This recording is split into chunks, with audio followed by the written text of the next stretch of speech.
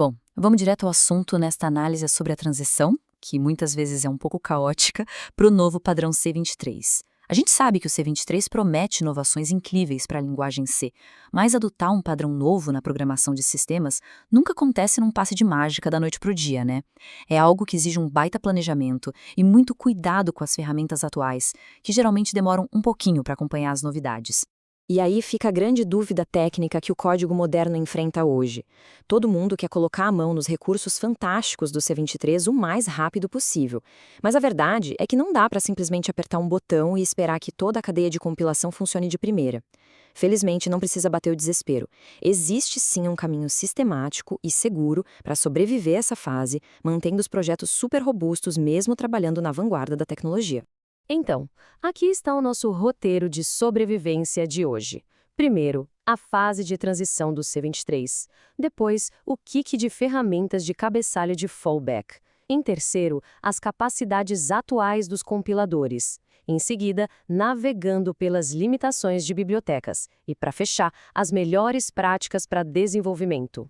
Começando pelo nosso ponto número 1, a fase de transição do C23. Vamos colocar os pés no chão e entender a realidade atual do lançamento e os obstáculos imediatos que a linha de frente do desenvolvimento está encarando.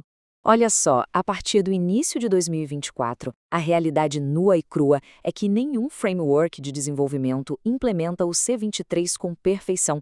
O padrão já está entre nós, mas a tecnologia de suporte ainda está correndo atrás do prejuízo. Isso acaba transformando os compiladores de código aberto, especialmente gigantes como o GCC e o Clang, nos nossos principais laboratórios de testes. É lá que a compatibilidade real está sendo forjada, dia após dia. Passando para o ponto 2, o kit de ferramentas de cabeçalho de fallback. Para preencher esse buraco entre o que o padrão exige e o que os compiladores entregam hoje, a gente precisa de um suporte provisório. É aqui que entra o C23 Fallback.h. Pensem nele literalmente como uma muleta médica para o código. Ele permite que as nossas aplicações comecem a andar hoje, emulando os recursos que ainda faltam, até que os compiladores fiquem 100% saudáveis e atualizados. É uma ponte vital para evitar que o código simplesmente se recuse a compilar por causa de sintaxe nova. O mais bacana aqui é como a gente pode usar essas macros específicas como verdadeiros cheat codes para testar o suporte com segurança. Em vez de jogar o recurso novo no código e rezar para não dar um erro catastrófico, essas macros permitem fazer uma verificação silenciosa. Dá para checar se a nova sintaxe de atributos é suportada logo ali na fase de pré-processamento, mantendo o controle total da compilação. Mas atenção, a regra de ouro é esse kit de fallback é estritamente temporário. Ele deve ser jogado fora no exato segundo em que a conformidade com o padrão for atingida. O objetivo não é deixar o código dependente de emuladores para sempre. É só um andaime que a gente desmonta quando a obra fica pronta, faz sentido? Vamos ao ponto 3, capacidades atuais dos compiladores.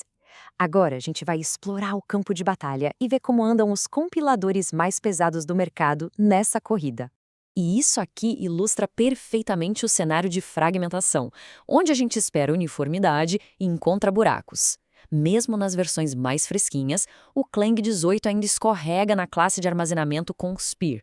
E pior, tanto o GCC 14 quanto o Clang 18 estão devendo implementações nativas para atributos novos super importantes, como Unsequenced e Reproducible. Então, como a comunidade resolve isso hoje? Com pragmatismo e alguns hacks espertos. Se o constraXpry não funciona, a gente verifica isso com a macro isIdentifier e, se for o caso, redefine temporariamente como staticconst. Para usar a famosa diretiva #embed, a saída é usar emuladores externos, como o projeto Cedro. E para os atributos faltando, a velha guarda entra em cena com as extensões GNU para tapar o buraco. Outro ponto fortíssimo do C23 são os inteiros de 128 bits que todo mundo quer usar para operações pesadas. Mas calma lá, porque não é só chamar o tipo e pronto. Existe todo um ecossistema que precisa estar alinhado, como suporte de biblioteca para imprimir esses valores com os especificadores certos, tipo o %W. Sem isso, a emulação simplesmente quebra. Alerta vermelho máximo aqui para quem trabalha com sistemas de baixo nível. Misturar código compilado em versões antigas do Clang com o GCC quando se usa inteiros de 128 bits é pedir para ter dor de cabeça. Isso gera incompatibilidades graves de ABI, confusão entre passar parâmetros por pilha ou registrador e leva a falhas críticas que são um verdadeiro pesadelo para debugar. Atualizem as ferramentas. 4. Navegando pelas limitações de bibliotecas. Vamos dar uma olhada em como as bibliotecas C-padrão estão suando a camisa para acompanhar as novas exigências da linguagem. A boa notícia é que tem partes dessa transição que são bem tranquilas. Quem já desenvolve no mundo POSIX, como Linux ou macOS, vai perceber que as funções de manipulação de tempo e strings já estão harmonizadas. O comitê do C23 foi muito inteligente em oficializar padrões que o mercado já usava na prática há anos. Por outro lado, o C23 traz coisas muito sofisticadas, como o processamento melhorado de UTF-8 e cabeçalhos novos para utilitários de bits e aritmética verificada, que evitam aqueles estouros de limite perigosos. O detalhe é que essas novidades hoje dependem de bibliotecas moderníssimas, tipo o GLB39, ou, de novo, da nossa velha amiga muleta de fallback. E para aquela matemática super rigorosa, não precisa sentar e esperar as distribuições oficiais atualizarem. O ecossistema open source é fantástico.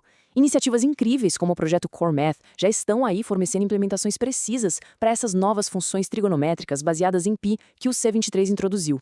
Para a galera mais aventureira do mundo Linux que roda Muslo e libc, existem scripts rolando por aí que constroem uma versão com suporte total para inteiros de 128 bits. Mas cautela! Esse é um território experimental e os patches ainda não foram exaustivamente testados. Vale para o ambiente de testes, mas de jeito nenhum coloquem isso no servidor de produção, ok? E chegamos ao ponto 5, melhores práticas para desenvolvedores. Vamos transformar toda essa teoria em regras claras para manter a base de código saudável durante esse período transitório. Regra número 1. Sem discussão. A ferramenta mais recente sempre. Ignorar atualizações de compilador no meio da adoção de um novo padrão é dar um tiro no pé. Usar a versão mais fresca garante a melhor segurança, o suporte mais avançado e as otimizações de hardware mais afinadas do momento. Além disso, a disciplina arquitetural tem que falar mais alto. Usar emulações e fallbacks é estritamente temporário. A fundação de um projeto nunca pode ser baseada num hack provisório. O plano principal sempre tem que prever o dia em que essas muletas serão jogadas fora, assim que o suporte oficial estiver maduro. E mais um cheat code maravilhoso antes de terminar.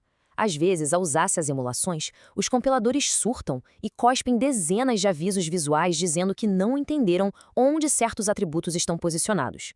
Definir a macro C23_fallback silent silencia esse ruído todo, deixando os logs de compilação limpos para a gente focar nos erros que realmente importam. E isso nos deixa com uma reflexão super importante para fechar essa análise.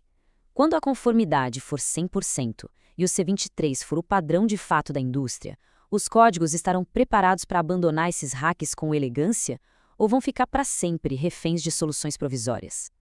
Projetar pensando nessa remoção desde agora é o que separa um código amador de um software feito para durar. Muito obrigado por acompanhar essa exploração aprofundada e até a próxima!